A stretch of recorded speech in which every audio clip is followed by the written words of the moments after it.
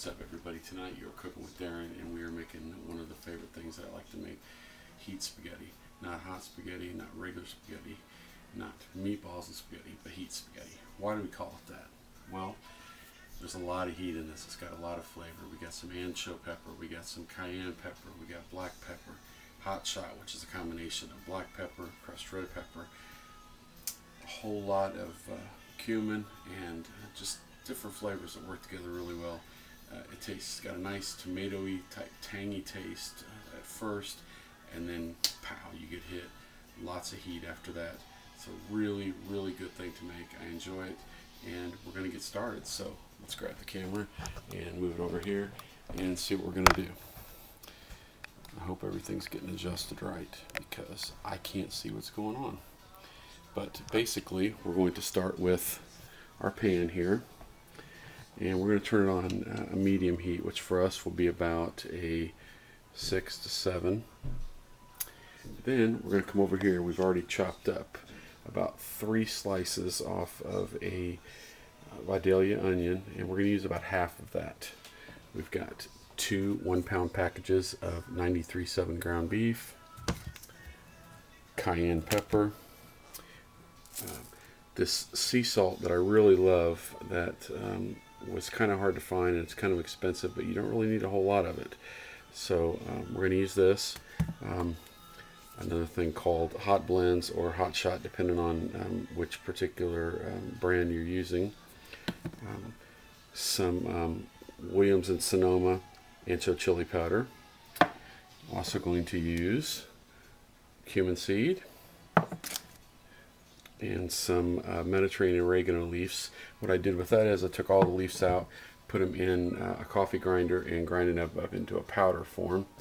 Also going to use some minced garlic in the big, huge Costco size jug, a little bit of canola oil, and some ragu for our tomato base, although you could just use regular tomato sauce if you wanted.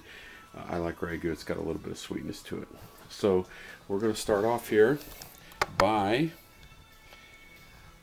taking our pan that we have heated, and we're going to put a little bit of canola oil in it and just kind of eyeball it. I don't know, maybe it would be in a tablespoon or 2 of canola oil, or slightly less.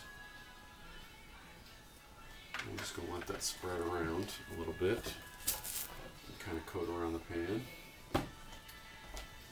And we're going to throw in half of our onion that we chopped up.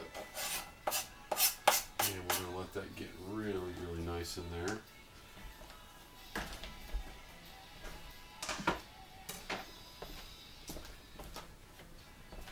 We're going to stir it along the way. We're just trying to kind of get it to soften a little bit, get close to translucent.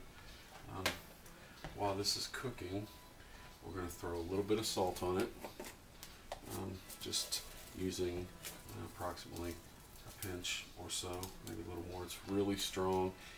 It's in more in chunks than it is granulated like you would get table salt.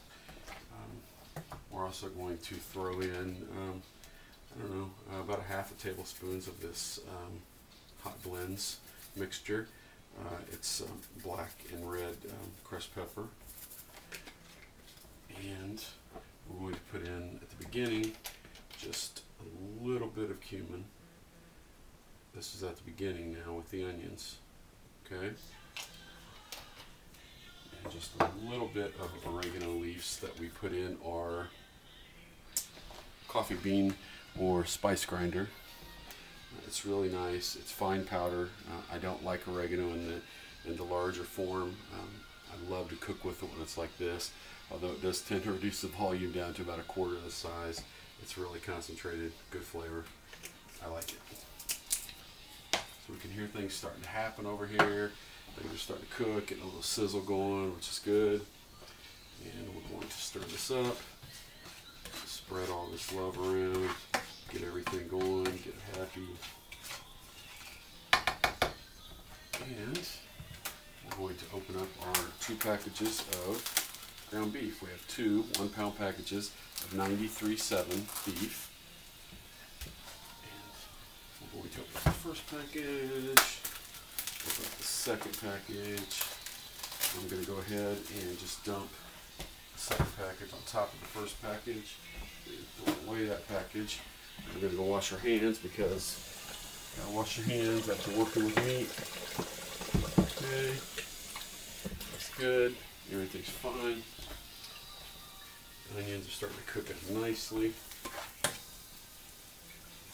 Oh my, it smells really good. Turn the heat up just a little bit. And now we're going to put in about a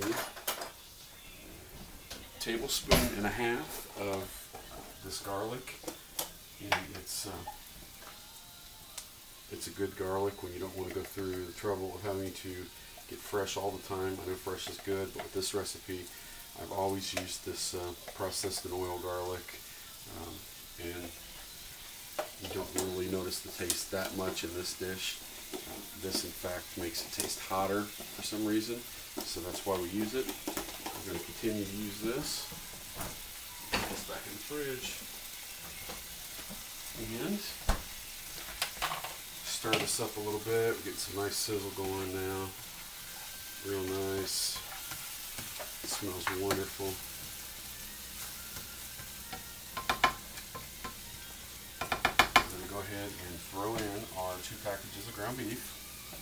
Now, what you're trying to do with this ground beef, this is really important. This is part of the dish, so check it out here. You want to make sure with your spoon that you're mashing the ground beef down, and you want it almost in little pellets. You want it to get as small as you can possibly get it. The flavor just grabs onto that, and it's